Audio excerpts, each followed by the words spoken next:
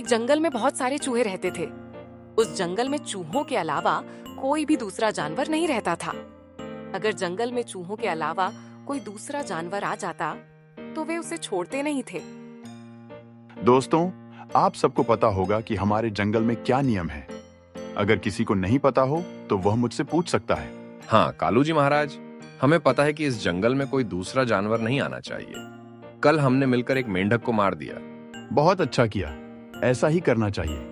मेंढक तो क्या, एक मच्छर भी इस जंगल में नजर नहीं आना चाहिए। अगर ऐसा हुआ तो तुम सबको सजा मिल सकती है। इसलिए तुम सब अपने अपने इलाके पर नजर रखो। लेकिन कालू महाराज, अगर हमसे ज्यादा खतरनाक कोई जानवर आ गया तो हम उससे कैसे लड़ेंगे? वह तो हमें मार डालेगा। जैसा नाम वैसी सोच। अरे डरपोक चूहे, तुम ऐसा सोच भी कैसे सकते हो कि इस जंगल में हमसे ज्यादा खतरनाक कोई होगा? हमारे इतने सारे साथी हैं तो हमारा कौन क्या बिगाड़ सकता है? यह बात बिल्कुल सही कही है कालू जी महाराज। अब इस जंगल पर हमारा ही राज चलेगा। दूसरे जंगल में एक लोमड़ी और उसके साथी रहते थे जो उन चूहों से बहुत जलते थे। आज मेरी बच्ची का जन्मदिन है। तुम तीनों यहाँ आई उसे बधाई देने के लिए। उसके लिए बहुत बहुत धन्यवाद। अब मैं अपनी बच्ची से पूछना चाहूंगी कि उसे अपने जन्मदिन पर क्या चाहिए। महारानी जी, आप अपनी लोमड़ी चांदनी को ऐसा कोई तोहफा दीजिए जिससे वह बहुत खुश हो जाए। सच तो यह है कि मैं भी कुछ ऐसा ही सोच रही हूँ, लेकिन यह समझ नहीं पा रही हूँ कि उसे ऐसा कौन सा तोहफा दूं जिससे वह बहुत खुश हो जाए।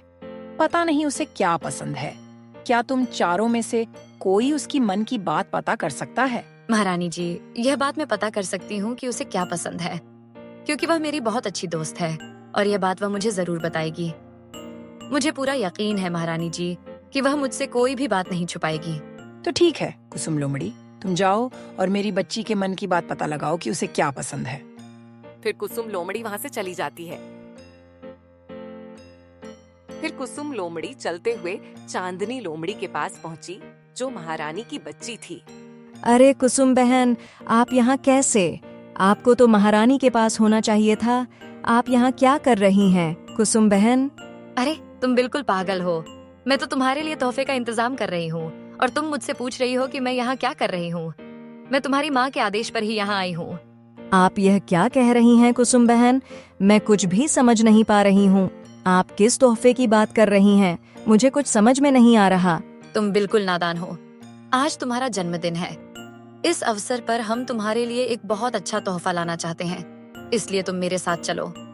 मैं तुम्हें एक बहुत अच्छी चीज दिखाऊंगी जो तुम्हें बहुत पसंद आएगी। क्या आप सच कह रही हैं कुसुम बहन? तो फिर चलिए, मुझे तोहफे बहुत अच्छे लगते हैं। फिर कुसुम लोमड़ी चांदनी लोमड़ी को अपने साथ लेकर चली जाती है।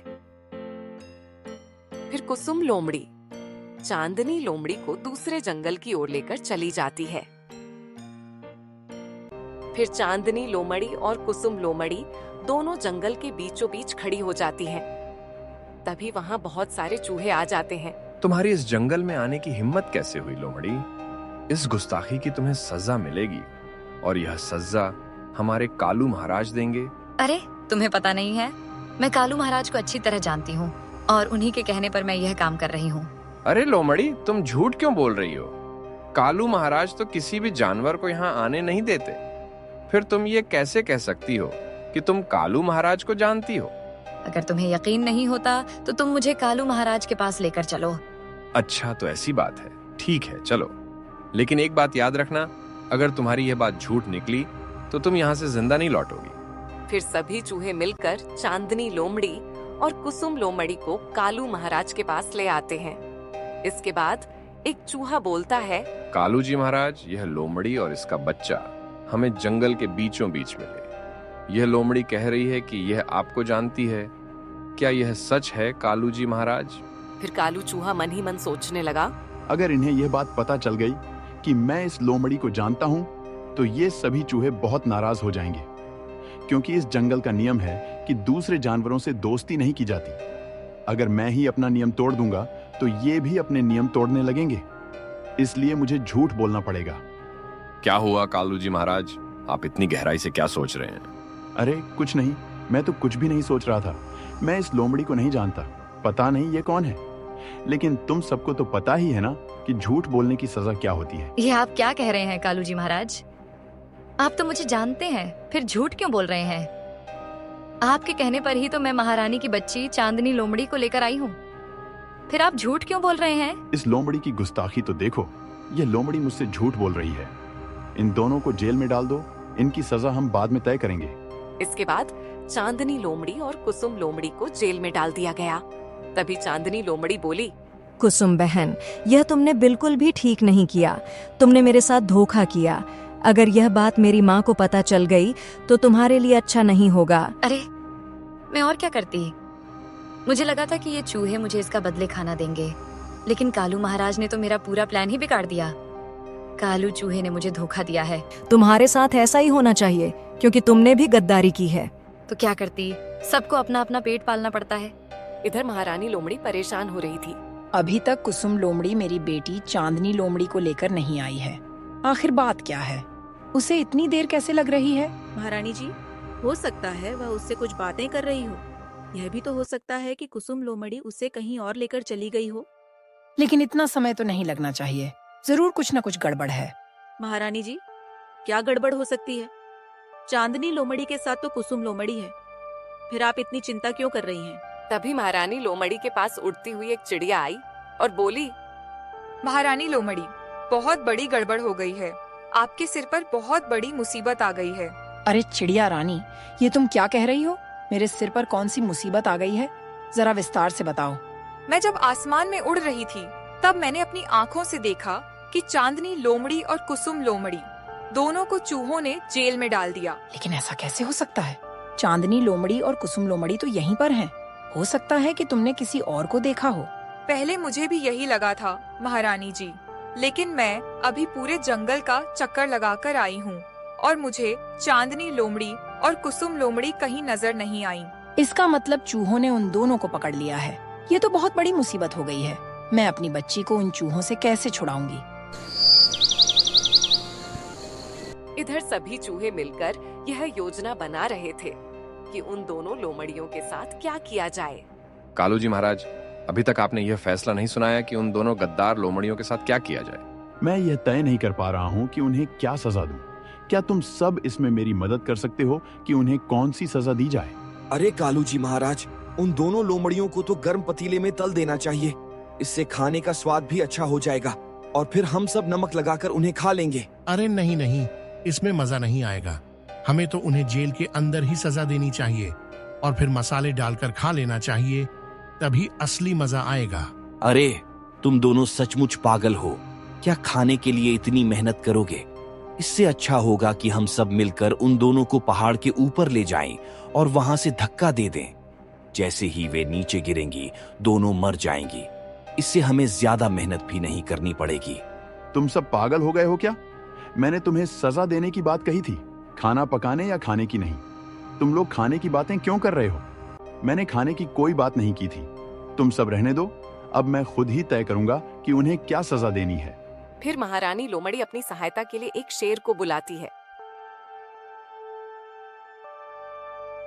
शेर खान, अच्छा हुआ जो आप आ गए। हमें आपकी मदद की जरूरत है। मैं बहुत बड़ी मुसीबत में फंस गई हूँ और मुझे समझ नहीं आ रहा कि मुझे क्या करना चाहिए। शेर खान के रहते हुए तुम मुसीबत में कैसे हो सकती हो? भला ऐसी कौन सी बड़ी मुसीबत आ गई है? जरा विस्तार से मुझे बताओ। शेर खान, बात यह है कि कल मेरी चांदनी लोमड़ी का जन्मदिन था। मुझे समझ नहीं आ रहा था कि मैं उसे जन्मदिन पर क्या तोहफा दूं। इसलिए मैंने कुसुम लोमड़ी से उसकी राय जानने को कहा था।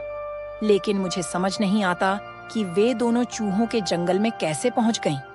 उन चूहों ने चांदनी लोमड़ी और कुसुम लोमड़ी को जेल में डाल दिया है। अच्छा, तो ये बात है। तुम घबराओ मत, मैं उन दोनों को सुरक्षित वापस लेकर आऊंगा और उन चूहों को सबक सिखाऊंगा। लेकिन शेर खान, आप अकेले नहीं जा सकते। अगर आप सीधे वहां जाएंगे तो वे चूहे आपको भी पकड़ लेंगे, क्योंकि वहां बहुत सारे चूहे हैं और इतने सारे चूहों से लड़ना बहुत मुश्किल हो सकता है। शायद तुम ठीक कह रही हो लोमड़ी। मुझे कोई और योजना बनानी पड़ेगी ताकि मैं बिना लड़े उन दोनों को छुड़ाकर ला सकूं। फिर चलते चलते शेर खान एक गुफा में आ पहुंचा। कालू भेड़िया, ओ कालू भेड़िया, तुम कहाँ हो? मुझे तुम्हारी जरूरत है। तभी वहाँ चलते हुए एक भेड़िया आया जो देखने में बहुत खूंखार था। शेर खान, तुम यहाँ कैसे आए? और तुम्हें किस तरह की मदद चाहिए? भला तुम किस मुसीबत में पड़ गए हो? अरे भेड़िया, बात यह है कि दूसरे जंगल में चूहों का राज चलता है।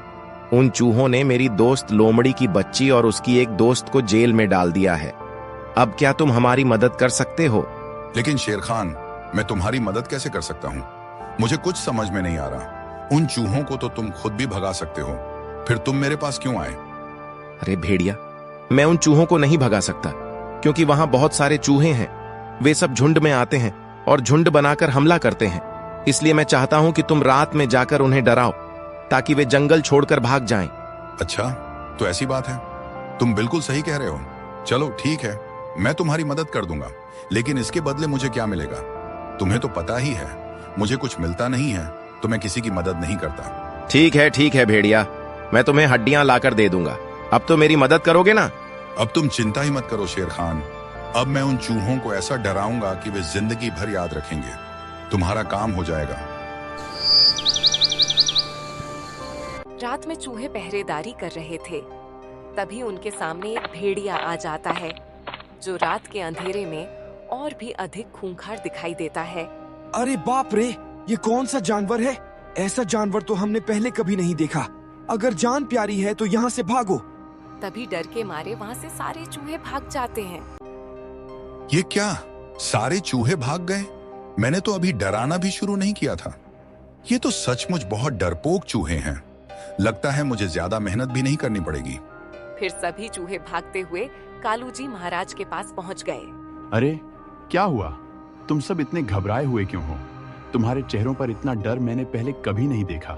अरे कालू जी महाराज, जंगल में बड़ी गड़बड़ हो गई है। हम जब पहरेदारी कर रहे थे तभी एक बहुत बड़ा राक्षस आया और वह बहुत ही खूंखार था। क्या जंगल में बहुत बड़ा राक्षस? यह तो बहुत बड़ी गड़बड़ है।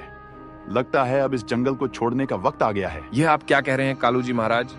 अगर हम इस जंगल को छोड़कर चले जाएंगे तो फिर हम कहाँ रहेंगे? अगर हम यहाँ से नहीं गए तो वह राक्षस हम सबको मार डालेगा। इसलिए रहने की फिक्र छोड़ो और यहाँ से भागने की तैयारी कर लो। कालू जी महाराज बिल्कुल ठीक कह रहे हैं। हमें ऐसा ही करना चाहिए, नहीं तो हम जिंदा नहीं रह पाएंगे। हमें यह जंगल छोड़कर जाना होगा। मुझे अच्छा लगा कि तुम सबने मेरी बात मान ली। अब चलो, हम यह जंगल छोड़कर चलते हैं।